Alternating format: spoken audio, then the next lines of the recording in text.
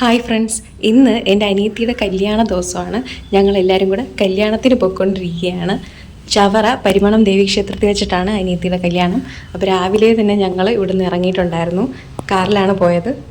എൻ്റെ വീട്ടിൽ നിന്ന് ഏകദേശം 1 മണിക്കൂറോളം യാത്ര ചെയ്യണം കല്യാണം നടക്കുന്ന ഓഡിറ്റോറിയത്തിലെത്താൻ വേണ്ടിയിട്ട്.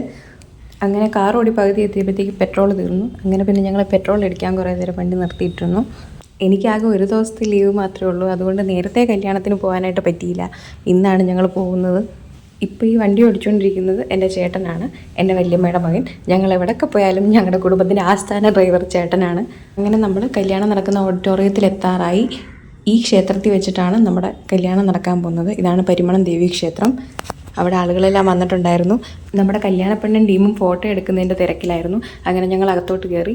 ഇവിടെ പുറത്തൊക്കെ ഇങ്ങനെ നന്നായിട്ട് അലങ്കരിച്ച് വെച്ചേപ്പുണ്ട്. ആളുകളൊക്കെ വന്ന് തുടങ്ങുന്നേ ഉണ്ടായിരുന്നുള്ളൂ.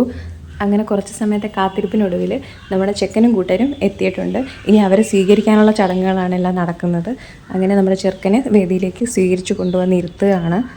തൊട്ടുപുറകെ നമ്മുടെ പെണ്ണിനെയും വേദിയിലേക്ക് സ്വീകരിച്ച് കൊണ്ടുവരികയാണ്. ചെറുക്കനും പെണ്ണും വന്ന ഉടനെ ഒട്ടും താമസിക്കാതെ കല്യാണത്തിൻ്റെ ചടങ്ങുകളൊക്കെ തുടങ്ങി. ഇപ്പോൾ താലികെട്ടാണ് നടക്കുന്നത്.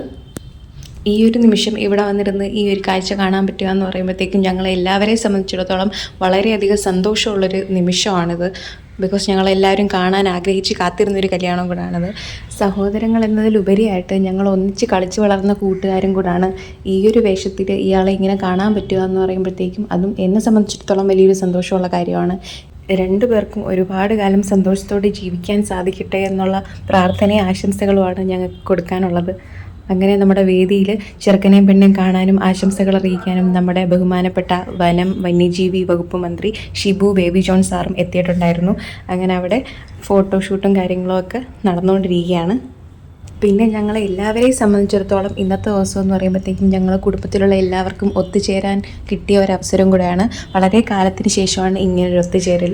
ആ ഒരു സന്തോഷം എല്ലാവരുടെയും മുഖത്ത് കാണാനുണ്ട്. എല്ലാവരും വിശേഷങ്ങളൊക്കെ പങ്കുവെച്ച് ഇങ്ങനെ ചിരിക്കുന്ന കാണുമ്പോൾ നമുക്കും മനസ്സിനൊരു പ്രത്യേക സമാധാനവും സന്തോഷവും ഒക്കെ തോന്നുന്നുണ്ട്.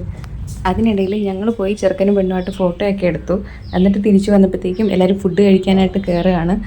ഞങ്ങളും കൂട്ടത്തിൽ കയറി നിന്നു. അങ്ങനെ ഞങ്ങൾക്ക് സീറ്റ് കിട്ടി. ഞങ്ങൾ കഴിക്കാൻ പോവുകയാണ്.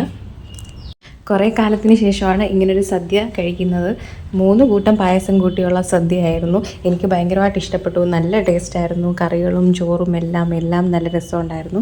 അങ്ങനെ കഴിച്ച് കഴിഞ്ഞപ്പോഴത്തേക്കും ചെറുക്കനും പെണ്ണിനും പോകാനുള്ള സമയമായിരുന്നു. അങ്ങനെ അവരെ എല്ലാവരും സന്തോഷത്തോടു കൂടി യാത്രയാക്കി. കുറച്ച് നേരം കൂടെ ഞങ്ങൾ ഓഡിറ്റോറിയത്തിലിരുന്നിട്ട് പെണ്ണിൻ്റെ വീട്ടിലോട്ട് തന്നെ തിരിച്ചു പോയി. വൈകുന്നേരമായിരുന്നു റിസപ്ഷൻ കഴിഞ്ഞ് ഫുഡൊക്കെ കഴിച്ച് ഞങ്ങൾ പെട്ടെന്ന് തന്നെ ഇറങ്ങി. തിരിച്ചു പോകുന്ന വഴിക്ക് 1-2 ബന്ധു വീടുകളിലും കൂടെ കയറാനുണ്ടായിരുന്നു. ഒരു ദിവസത്തെ ലീവ് ഉള്ളതുകൊണ്ട് എല്ലായിടും ഒറ്റ ദിവസം കൊണ്ട് ഓടിയെത്തണം. ഈ ഒരു ഡ്രസ്സായിരുന്നു ഞാൻ റിസപ്ഷൻ ഇട്ടിട്ടുണ്ടായിരുന്നത്. ഇനി നമുക്ക് അടുത്ത വീഡിയോയിൽ കാണാം. ബൈ.